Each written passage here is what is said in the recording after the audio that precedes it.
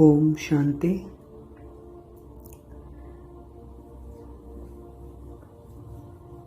ये 18 जनवरी 1969 में दादी हृदय मौनी के द्वारा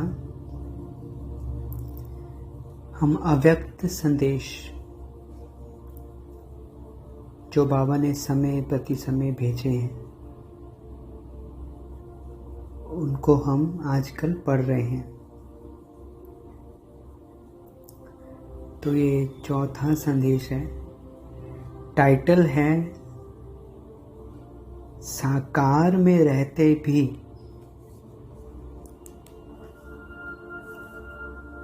लाइट माइट रूप बनने के लिए अंतर्मुखी रहो।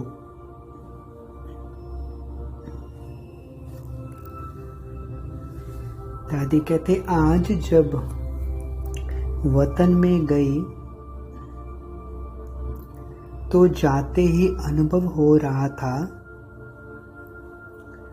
जैसे कि लाइट के बादलों से क्रॉस करके वतन में जा रही हूँ।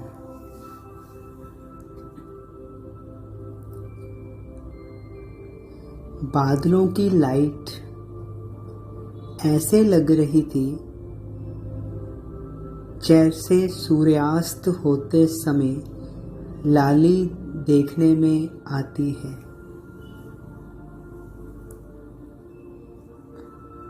आप सभी ने बाबा की पहाड़ी का सनसेट व्यू तो देखा होगा, सेम वैसा ही। जैसे ही वतन में पहुंची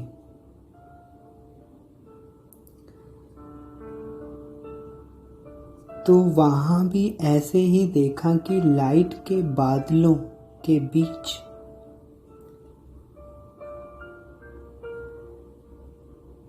बाप दादा का मुखड़ा सूर्य चंद्रमा समान चमकता हुआ देखने में आ रहा था।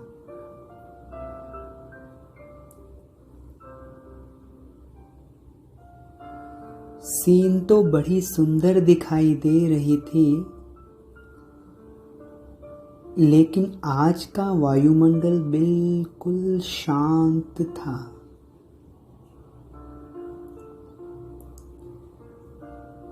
बाप दादा के मुलाकात में भी शांति और शक्ति की भासना आ रही थी।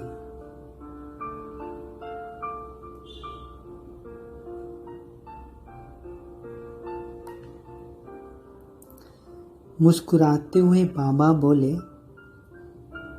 भल तुम बच्चे साकार शरीर में साकारी सृष्टि में हो,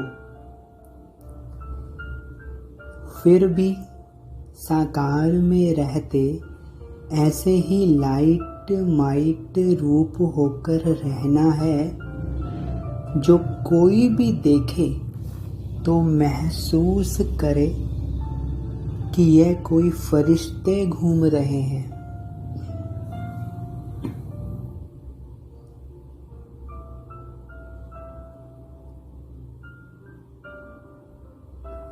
बाबा ने पहले अनुभव कराया शांति और शक्ति की भासना से।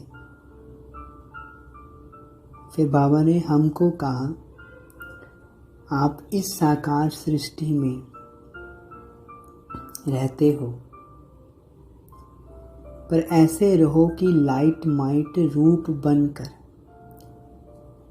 लाइट मतलब हल्का, मैं आत्मा लाइट, मतलब आत्मा के भाव में जब रहेंगे तो लाइट तो ऑटोमेटिकली रहेंगे, और माइट शक्ति स्वरूप बनकर, कि कोई भी देखे तो फरिश्ते घूम रहे हैं ऐसे देखे। फिर बाबा कहते, लेकिन वह अवस्था तब होगी जब एकांत में बैठे अंतर्मुख अवस्था में रह अपनी चेकिंग करेंगे। एकांत में बैठे अंतर्मुख अवस्था। ऐसी अवस्था से ही आत्माओं को आप बच्चों से साक्षात्कार होगा। अंतर्मुख अवस्था अर्थात अपने अंदर चले जाना, एकांत में बैठें, अपने आत्मिक स्वरूप में टिक जाएं,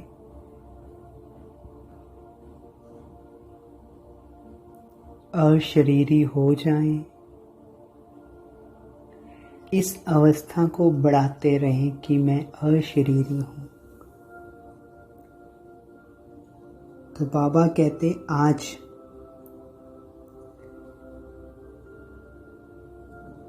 बाबा कहते ऐसी अवस्था से ही आत्माओं को आप बच्चों से साक्षात्कार होगा।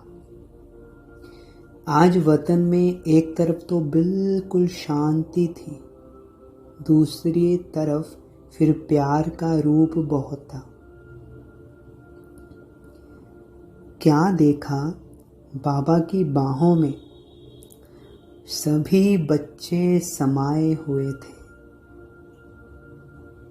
बाबा ने कहा, तुम शक्तियों को भी सर्वात्माओं को ऐसे ही अब अपने समीप लाना है। आपकी दृष्टि में बाप समान जब प्रेम और शक्ति दोनों ही पावर होंगी, तब आत्माएं नजदीक आएंगी। किसी को अपने नजदीक मतलब इस रूहानियत के नजदीक लाने का बाबा ने क्या तरीका बताया। जब बाप समान प्रेम और शक्ति मतलब हर एक आत्मा के प्रति मन में प्रेम, चाहे वो कैसी भी आत्मा हो। मेरे घर में कोई आत्मा हो जो लड़ती है, बोलती है, मुझे मेरा पेपर लेने के लिए निमित्त है, मुझे सुनाती है, पर मेरे मन में प्रेम के वाइब्रेशन उस तक ही जाते रहे और खुद शक्ति बनकर रहे, कमजोर नहीं होना। इसके बाद बाबा ने तीसरा दृश्य दिखाया। तो क्या देखा, बाबा की बाहों नहीं, हाँ, तो क्या देखा, बाबा के सामने ढेर कार्ड्स पड़े थे। बाबा ने कहा, इन कार्ड्स को ऐसे सजाओ जिससे कोई सीनरी बन जाए। तो होगा कोई कार्ड्स में पहाड़, पंछी वगैरह बने हुए होंगे। तो बाबा ने इतने कार्ड्स सजाने को कहा कि इस तरह से हो कि कोई सीनरी बन जाए, क्योंकि हर एक कार्ड पर सीनरी की डिज़ाइन थी, किसी में चित्र, किसी में शरीर। मैं मिलाने लगी तो कभी उल्टा कभी सुलटा हो जाता था और बाप दादा बहुत हंस रहे थे। उसमें बहुत ही सुंदर सतयुग की सीनरियां थी।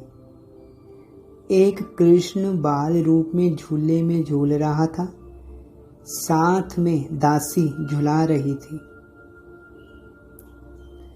दूसरे में सखे सखियों का खेल था, मतलब तो सतयुग की दिनचर्या थी।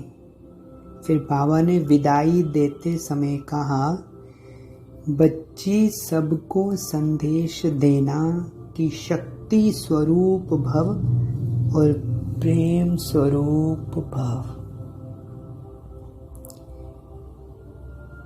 मैं शक्ति स्वरूप आत्मा हूँ,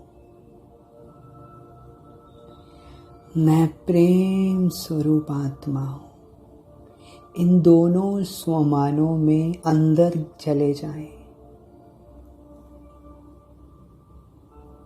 अंतर्मुखता में बैठे हुए दोनों स्वमानों को अंदर धारण कर लें। मैं शक्ति स्वरूप आत्मा हूँ, सर्व शक्तियों से भरपूर।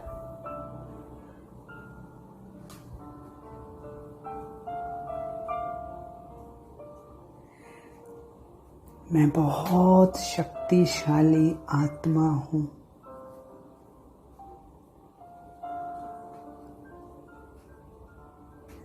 कोई भी विकार, कोई भी माया का रूप मुझे हरा नहीं सकता।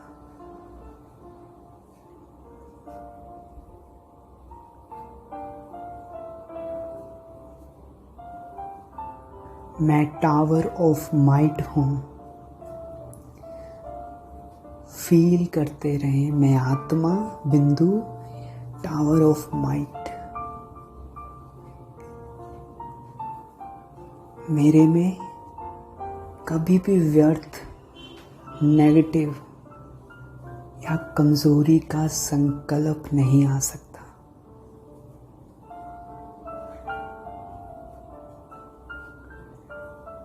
मुझे वरदान है बाबा से मिला हुआ, तुम जो संकल्प करोगे वो सिद्ध हुआ पड़ा है। तो माया तो मेरे सामने टिक ही नहीं सकती।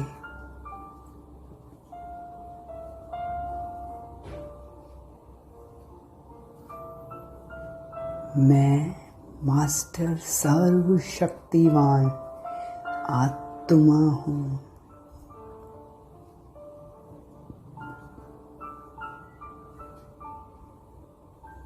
मैं उस घराने की आत्मा हूँ जिसके नाम से रावण थरथराता है।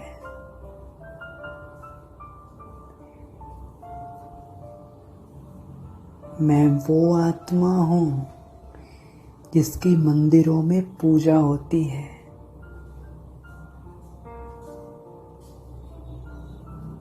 जब आत्माओं के जीवन में विघ्न आते हैं तो वो मेरी पूजा करते हैं शक्ति प्राप्त करने के लिए। इतना नशा नहीं चढ़ता क्या मुझे? मैं शिव की शक्ति हूँ।